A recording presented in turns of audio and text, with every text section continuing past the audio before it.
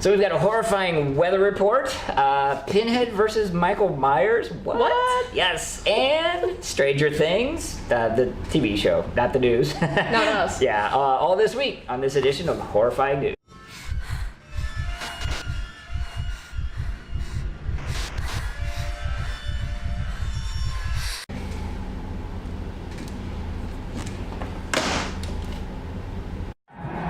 This week, I get to talk about Ash versus the Evil Dead. Well, yes. We don't know that. No, we do know that because I checked. You're not going to pull it over on anyone. There was no Scream Queens this week. Ha! It didn't air, which means I get to talk Ash versus the Evil Dead. It was the only thing that was on. Okay, so if you win by default this week... That I do? That's kind of cool because Scream Queens continues after Ash versus Evil Dead, so then I win by default all those weeks. No, well... Unless what? I would be willing to do a coin toss with you to see. Okay. Because while there was no episode, I still have not presented my in-depth analysis about the character arc of Deaf Taylor Swift from season 1. Yeah, whatever. Okay, that makes no sense. All right, okay, hold on a second. If we do the coin toss now, that's fine, but then that means that we're doing the coin toss after Ash versus the Evil Dead ends, whenever there's Scream Queens on. Oh, all right. Unless you want me to win by default every single one of those weeks. No. I'm willing to play fair because I'm the nice one of the two of us. And I'm the one that's sparing our audience the suffering of listening to you go on and on. So at least there'll be a chance. All right, we'll do the coin toss this week to see who gets to talk, either my Ash versus the Evil Dead or your recap, I believe, because it wasn't on at all this week. In-depth character analysis. Oh God, yes.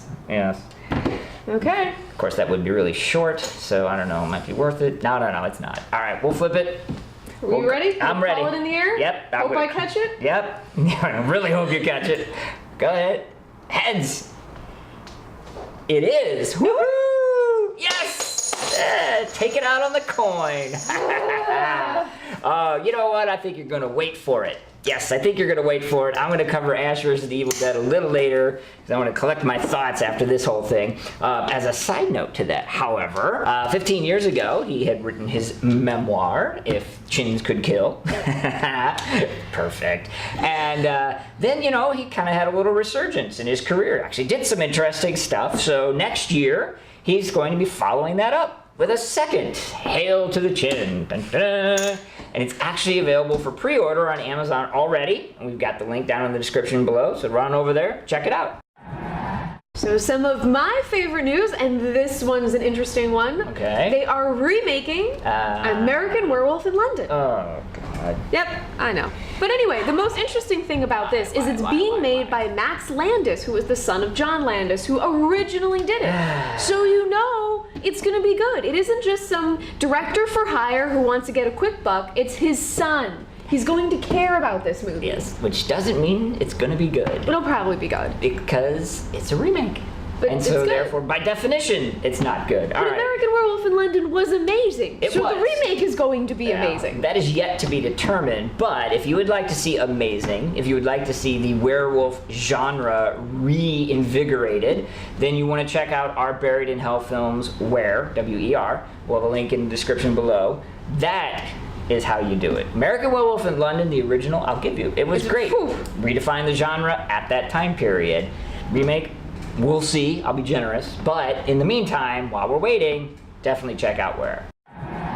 So, a bit of fun horror news, if you will, I guess. UK weatherwoman Shaun Welby decided to spice up, liven up, whatever you want to call it, her weather forecast by peppering in horror movie titles. In a nutshell. A lot of them. Yes. I mean, horror fans are everywhere. Exactly. We look just like regular people, so mostly. You never know where we're going to be. No, you don't. We're actually going to show you the clip here, and I'm going to let you know in advance there are 27 different references. See how many you can identify. Hi, I'm Shaun Welby. Now, the mist was dense this morning. However, I saw signs of sunshine, saying that you'll be up Wolf Creek if you don't carry a brolly. And that's the thing with the British weather. You have to be prepared. It follows on from yesterday, and rain and drizzle will be heading north. And it looks as though the final destination for the rain will be in Northern Ireland and Scotland. Now, once again, it'll be turning foggy this evening. So if you're walking dead late at night, be careful. The shining sun will make an appearance Saturday morning, and those southwesterly winds that'll be warm will be a bit of an omen. That will keep those temperatures in the teens. The conjuring of the cloud, however, will mean a grey day for many, but temperatures still looking pretty good.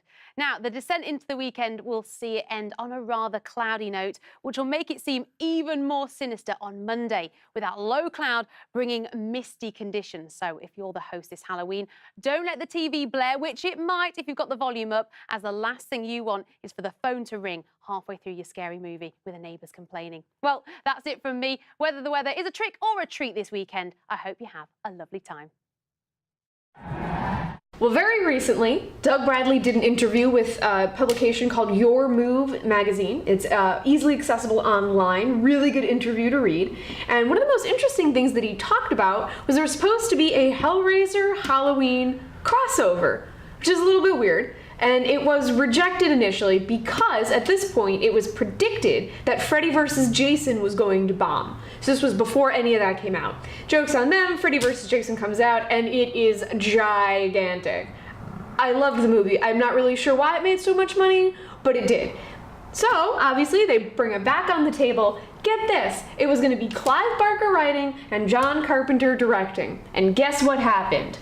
Kaput. Never went anywhere. Got squashed by everybody because of rights issues, which is bullshit. So we'll never see it. There's supposed to be a crossover.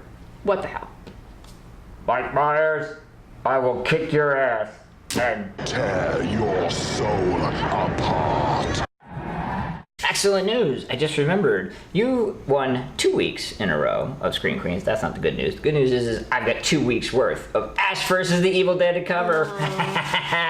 So much went on. There was so much. I just can't even do it. So I guess I'll start out with that a ball has finally been revealed. He finally shows up, and man, this dude is demon, whatever. He is crazy. He actually takes over people's skin, and I mean that literally, like he skins people, there's blood, guts everywhere, and then he puts it on, but of course, you know, he's a demon, so it's like all seamless and everything, you can't even tell, it's like, oh my god. And then we find out the Necronomicon is like inside Pablo, I guess is the best way to describe it, and man does it want out, in like the worst way, but apparently like that's like really, really bad. And Ruby's got some kind of spells and machinations that she can do to get like the spell she needs to get that ball, so yeah, it's like, oh my god, but Pablo is definitely hurting. So finally, Ash returns home, and what does he run into? Oh my god, his sister. I was like, no, it's not even possible. It is possible. Not only is it possible, but it's Ellen Sandweiss herself, back from the original Evil Dead with the actress. And it's like, oh my god, and find out that she had a thing with like Chet, and it's like, oh my god, it's weird. And then, I have to take a breath here. 2 of the single greatest lines of all time are in these episodes. I was mind blown. Are you ready for this? So, Ash is talking to his sister, and if you haven't seen The Evil Dead, of course I don't want to speak to you, but for those of you who have and you remember what happened to her? Ash says, you're the one who got branch banged. My god. Tears in my eyes. That was amazing. You've seen it, don't give me that look. But it's only topped by Ellen herself firing back with the line of the night. Oh my god. She yells at Ash, I'm gonna make like a tree and fuck you.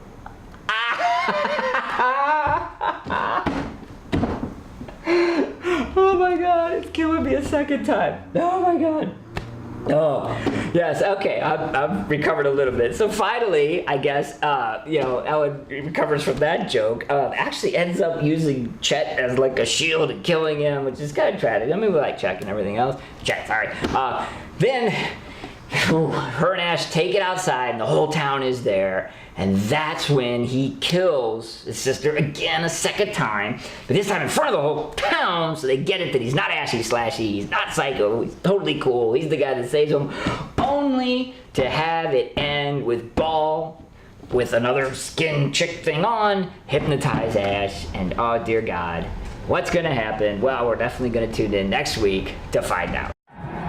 So to wrap up the news for today, we have kind of an interesting little bonus from Funko and the Stranger Things little pop vinyl figures. Yes. They released another one of Joyce. Of course. I'm not really sure why she wasn't in the original, but it's a great bonus, a nice little add-on. Personally, the one I want to see is a little pop vinyl figure of a ball of Christmas lights. I'd buy that one. So a bit of a strange news this week. Let us know what you thought of it in the comment section below. It's a little out there.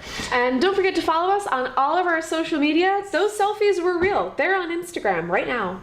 Really? Okay. Also subscribe to our channel, and I have decided, actually, I'm gonna make it. The Weather Woman kind of inspired me. You know, she emphasized horror titles, so I was thinking that like an instructional video could be made using kind of the same thing. It would be like, oh, I know, women, don't use your teeth